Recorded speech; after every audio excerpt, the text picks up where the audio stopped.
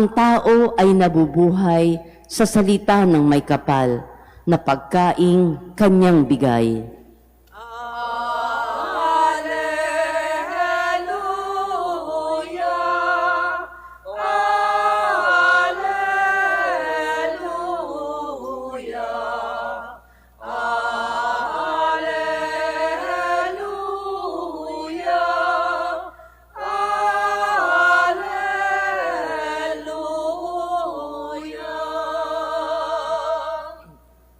Sumainyo ang Panginoon. At sumainyo rin. Ang mabuting balita ng Panginoon ayon kay San Juan. Papuri sa iyo, Panginoon.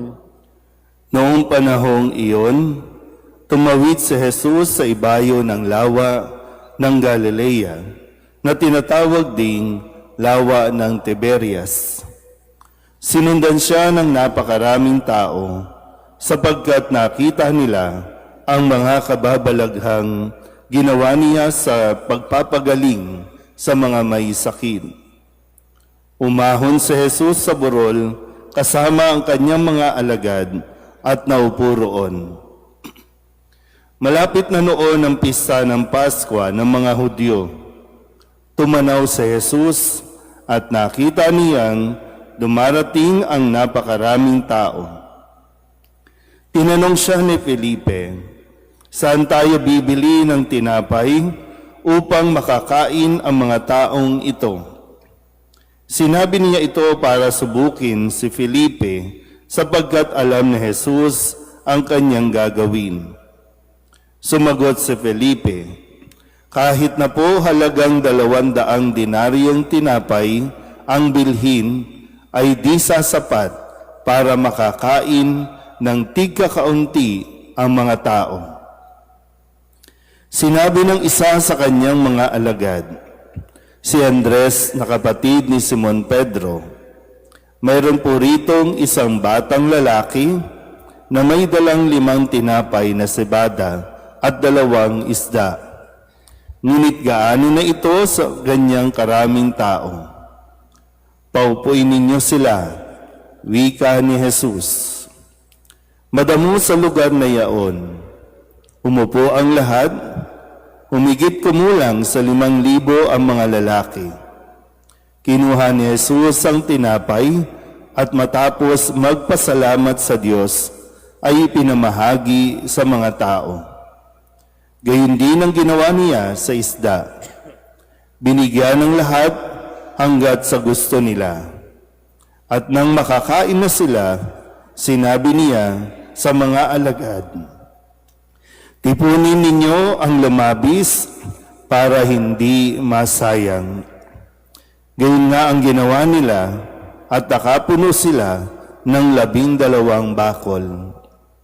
Nang makita ng mga tao ang kababalaghang ginawa ni Jesus, sinabi nila, "Tunay na ito ang propetang paririto sa sanlibutan." Nahalata ni Jesus na lalapit ang mga tao at pilit siyang kukunin upang gawing hari. Kaya muli siyang umalis na mag-isa patungo sa kaburulan. Ang mabuting balita ng Panginoon. Pinupuri ka namin, Panginoong Hesukristo. Isang magandang umaga po sa inyong lahat.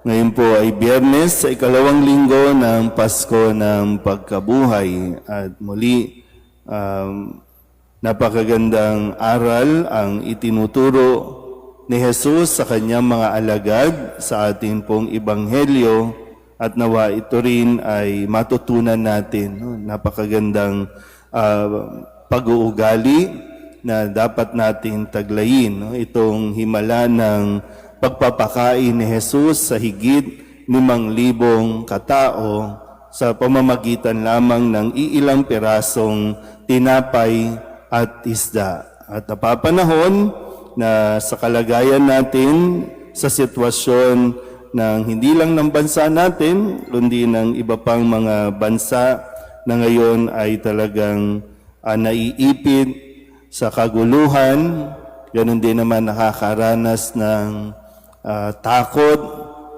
gutom dahil po sa gera o mga sitwasyon natin. Pero dito, sabi nga po, no, sinubok ni Jesus sa Felipe at ang mga alagad kung paano mag-isip, kung paano kumilos sa mga sitwasyon.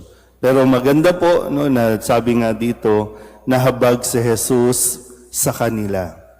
Ito yung hindi dapat mawala sa atin. Kapag sinabing nahabag, naintindihan mo ang sitwasyon ng isang tao sa kanyang kalagayan, yung nahabag. Nauunawaan mo kasi na kung sakaling ikaw ang nasa ganyang kalagayan, alam mo ang kanyang nararanasan, alam mo kung ano ang kanyang nararamdaman. Kaya mahalaga na magkaroon tayo ng pusong mahabagin, lalo tigit kung tayo po ay inatasan na maglingkod. Kailangan ng pusong mahabagin. Sabihin niyo nga po, mahabagin. Kaya ngayon, ito ay isang aral, hindi lang sa mga alagad, maging sa ating lahat. Ano man ang ating sitwasyon. Sabi dito, alam ni Jesus ang kanyang gagawin, pero tinanong pa rin niya ang mga alagad kung papaano at kung saan bibili. Sabi ni Jesus, tinanong niya sa Felipe, saan tayo bibili ng makakain ng mga tao? Saan tayo bibili? Pero ang sagot ni Felipe at ng mga alagad ay kahit na po 200 o 200 halagang dinaryong tinapay ay hindi sasapat. Mayroon palang, parang bang sa isang, yung tanong pa lang na may kailangan magawa ng solusyon, pero may isang problema na isinagot si Felipe. Ang tanong, saan tayo bibili?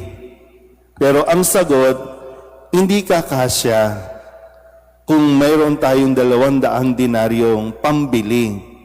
Hindi kakasya. Kasi ngayon, para bang, kahit may pera ka, ang tanong nga, saan tayo bibili? Nakukuha niyo po ba? Ang tanong ni Jesus, saan tayo maaring makabili? Ang sagot ni Felipe, wala tayong pera. Nakukuha po ba? Uy. Kaya hindi tayo nagkakaunawaan, maging ang bansa natin, di ba? Kaya hindi tayo umaahon. Kasi magkaiba tayo ng pandinig o pagsagot.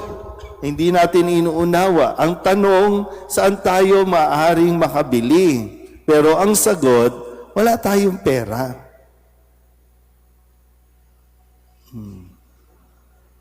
Ulitin ko po, kahit may pera, kung wala tayong pagbibilhan, di mo alam kung saan, useless ang pera mo. Kaya ngayon, halimbawa, sabihin na natin, di ba? May langis. Pero wala tayong pambili. Kaya sabi ulit, alam na Jesus ang gagawin, gusto lang niyang tingnan, gusto lang niyang subukin, paano mag-isip ang mga alagad matapos na ilang araw o sabihin natin taon na sila ay magkakasama. Pangalawa, ano ang naging pag-uugali ng mga alagad? Hindi ang kanilang, tandaan niyo po mayroong mga assignment ang mga alagad. Halimbawa, ang isang narinig natin, si Judas, siya ang nag-iingat ng kanilang donasyon. Siya ang naghahawak ng kanilang pera. Pero, meron ding in charge sa pagdadala ng pagkain. Pero anong ginawa ni Andres? Itinuro ang isang bata. Ang sabi, meron pong bata dito na may dala ng tinapay at isda. Bata. Common sense naman, pero ang sabi ni Andres, paano na lang ito kakasya? 5 pirasong isda o tinapay, 2 pirasong isda.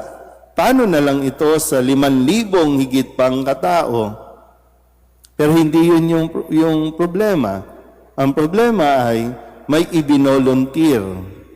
Bagamat yung bata, parang sabihin natin, okay lang sa kanyang ibigay yung kanyang daladala. Pero yung daladala nila, hindi nila iprinisinta. Nakuha po ba? Ay kadalasan din, takot tayong magbigay mula sa atin. Ang gusto lang natin, tumanggap ng tumanggap. Pero kapag palabas, galing sa atin, diyan tayo hirap na hirap magbigay. Pero sa kabila nito, ipinamalas ni Jesus na anumang bagay, kahit maliit yan, kung ipagpapasalamat mo sa Diyos at ibabahagi mo ng bukal sa iyong kalooban, hindi mabigat sa kalooban, magugulat ka sa biyaya na darating at ibibigay sa iyo ng Diyos.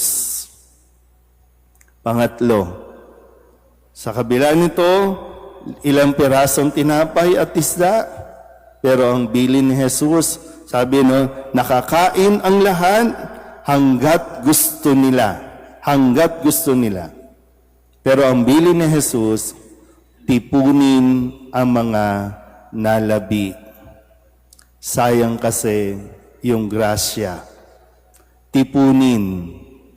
Nakakain na lahat May mga take 2, take 3 pa yan. Kasi hanggat sa gusto nila. Pero ang bilin, tipunin ang mga natira, mga leftover. Wala dapat masasayang. Kaya nakaipon pa sila ng 12 bakol. Ganyan ang biyaya ng Diyos. Sobra-sobra. Ang problema, nasa tao, nag-aaksaya ng biyaya. Hindi ko nga alam, minsan kapag kumakain kayo sa restaurant, bakit hindi inuubos? Parang pasosyal pa yung iba, Kasi pag ubos yung plato, ay patay gutom. Kaya kahit may isang pirasong paa ng manok, may isang piraso pang isda, hindi mo uubusin. Pero anong gagawin dyan? Itatapon. Minsan talagang, bahala kayo kung anong isipin ninyo, pero ipapa-take out ko yan.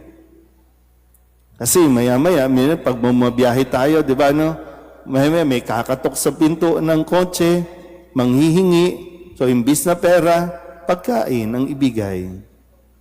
Pero sinasayang Maraming biyaya na ibinibigay ang Diyos sa atin na sinasayang lang natin. Muli sa sitwasyon natin, may langis, may pambili, pero ayaw nating ibigay. Maraming langis, pero nagsamantala, kumita pa ng milyon. Nangihinayang tayo sa bilyon na ipambabayad at ipambibili, pero sa trilyon-trilyong na wala mula sa flood control, wala tayong sinasabi. Pero sana po, gaya ng nauobserbahan natin, maraming biyaya ang Diyos, pero nang ginagawa ng tao, itinatapon na lang at nabubulok ang mga pananim na imbis na mapakinabangan, pero hindi natin ito ginamit ng tama. Sa susunod na linggo, sasabihin natin, wala nang pagkain. Kasi wala tayong ginawa. So, minsan ganun din, Hindi lang pusong mahabagin, kundi dapat may utak din talaga tayo para masolusyonan. O kaya naman, alam natin ang solusyon pero ayaw nating makibahagi. Muli, maraming biyaya ang Diyos, huwag natin itong sayangin. Amen.